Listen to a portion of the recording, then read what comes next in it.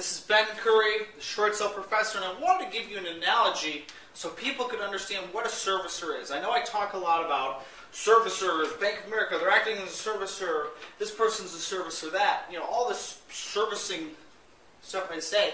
But let me give you an analogy. In the real life, servicers are somebody that collects money on behalf of somebody else. Let's say we have a securitized loan, and there's 1,000 mortgages that are all securitized. The rights to that interest is sold out to 10,000 different people. Maybe one person's in Dubai, another person's in California, another person in Washington, China, Canada, all over the world, owners of these 1,000 mortgages. The servicer in this situation might be someone like Bank of America. And what they'll do is they will chase down, collect the money, handle foreclosures, do debt collections, any of the stuff that's required to do, monthly accounting, monthly statements, so on and so forth, collecting all the money from these 1,000 mortgages and sending the payments to these 10,000 people. Those 10,000 people realistically can't collect the money from those 1,000 people. So let me give you an analogy. In real life, let's say we have a rich guy who says, you know what, I bought a sailboat, I'm going to sail around the world for a couple of years, I'll be back. And he owns these 2 little houses.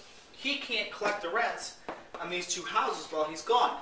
Neither can he, if somebody moves out, can he re-rent them when he's on his sailboat in Tahiti.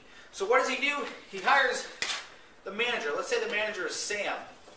And he says, Sam, you take care of these properties, you collect the rents. If someone doesn't pay, call them. If someone doesn't pay, do an eviction, re-rent the property.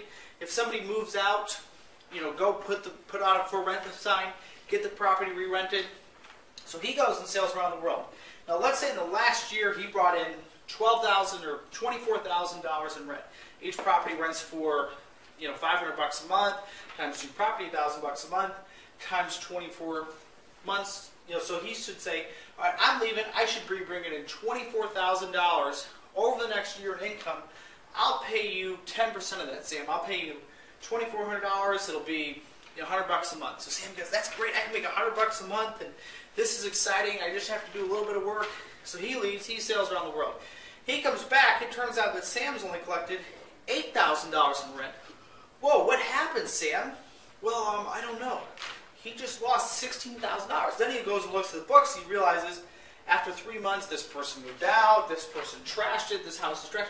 So all these problems, the question you would ask yourself is, did Sam do a good job? And most people would say no. Normally he'd collect $24,000, and this time he only collected $8,000. That's a huge loss. So that's exactly the same thing that's happening to these investors in these mortgages. And if you're wondering, who's an investor? This doesn't affect me at all. I'm just an average Joe who, works in a paper mill. I don't own mortgage-backed securities. It does affect you, though. Do you pay taxes? If you pay taxes, this is costing the government money. And here's why. Everybody knows who Fannie Mae and Freddie Mac are. They're the largest owners of mortgages in the United States. And they own lots of mortgages that Bank of America is servicing. And Bank of America, as I can tell you, from example after example after example, is doing a lousy job with short sales and other stuff and recouping the investment for holders of properties in foreclosure, the holders of the mortgages. And what's happening is that's costing Fannie Mae money. That's costing Freddie Mac money. As a result, that's costing you money. Here's who else it's costing money.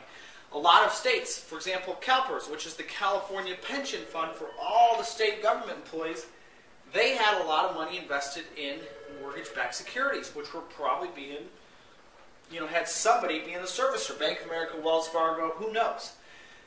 Those things dropped in value, which caused CalPERS to lose money. Here's the other thing. Let's say you live in a neighborhood, and you think, oh, I live in this neighborhood, life is good. My house, the house next door just sold for $200,000 last year, which means mine's worth $200,000. And then right next door to you, somebody moves out. They trash the house. They disappear. It takes a year for the bank to foreclose on the house. In the meantime, the grass is getting longer and longer and longer. Pretty soon, your neighbor looks like a jungle. You want to sell your house. Is your house going to sell for top market value with a junkyard, right next door? Then, finally, the bank forecloses on the house a year later. They put a sign in the yard. They list it with a realtor. They list it for $140 because it's beat up. It's trashed. It's not in horrible condition, but it's not in good condition. That house then sells for $140,000. You decide, oh, I want to put my house in the market. Do you think you're going to sell it for $200,000 still? Probably not. The appraiser is going to have to use the closest comparable comp, which is that house next door to you, which only sold for $140,000. So all of a sudden you just lost $60,000 because that bank didn't do a good job of getting the foreclosure through fast enough. We've seen banks take 2 or 3 years to foreclose on houses. When the owners have moved away, they've given up, they've declared bankruptcy, all sorts of problems, people are gone. They take 2 or 3 years to foreclose on the house, and that costs you money. So if you think this is just a problem that just affects real estate agents, mortgage brokers, and banks, it doesn't. It affects everybody. And Bank of America and other large servicing companies are doing a lousy job handling properties in default, in foreclosure, and that's costing you money. So you want to be outraged? Yes, do boycott Bank of America. They're costing you money, they're costing me money, and they're costing everyone money.